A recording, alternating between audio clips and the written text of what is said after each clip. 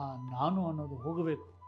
ಆ ನಾನು ಅನ್ನೋದು ಯಾವಾಗ ಹೋಗ್ತದೆ ಅಂತ ಹೇಳಿದ್ರೆ ಭಗವಂತನ ಚಿಂತನೆಯನ್ನು ಮಾಡಿದಾಗ, ಭಗವಂತನ ವಿಚಾರಗಳ ಅನುಸಂಧಾನವನ್ನು ಮಾಡಿದಾಗ, ಭಗವಂತನ ವಿಚಾರದಲ್ಲಿ ನಾನು ಧ್ಯಾನಸ್ಥನಾದಾಗ, ನನ್ನನ್ನೇ ನಾನು ಕಳೆದುಕೊಂಡಾಗ ಆ ಶಕ್ತಿ ರಾಮಾಯಣಕ್ಕಿದೆ.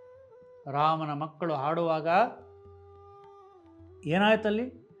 ಅತ್ಯಂತ ಸುಮಧುರವಾದಂಥ ಕಂಠದಿಂದ ಆಡ್ತಾ ಇದ್ದಾರೆ.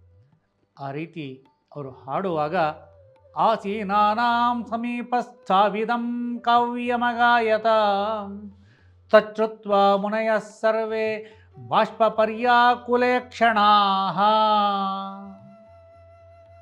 ತಚ್ಛ್ರುತ್ವಾ ಮುನಯಃ ಸರ್ವೇ ಬಾಷ್ಪಪರ್ಯಾಕುಲೇಕ್ಷಣಾಃ.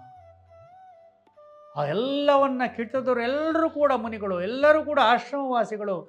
ಅವರಿಗೆ ಗೊತ್ತಿಲ್ಲದಂತೆ ಅದನ್ನು ಕೇಳ್ತಾ ಕೇಳ್ತಾ ಕೇಳ್ತಾ ಕಣ್ಣುಗಳಲ್ಲಿ ಆನಂದದ ಬಾಷ್ಪ, ಸಂತೋಷದ ಕಣ್ಣೀರು ಬಡಬಡನೆ ಹರಿಲಿಕ್ಕೆ ಪ್ರಾರಂಭವಾಯಿತು.